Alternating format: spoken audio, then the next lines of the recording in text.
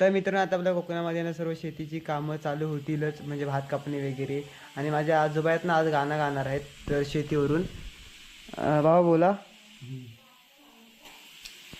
पिवळे तांबूस ऊन कोवळे पसरे चोपेर ओढाने सोने वाटे वाहुल्या दूर झाडाने तिथे मकुट घातली डोकीस सोनेरी कुरणावर शेतात पसरला गुलाल तो पेर हिरवे हिरवे गार शेत हे सुंदर शाळूचे झोके घेती कसे चौकडे हिरवे गालीचे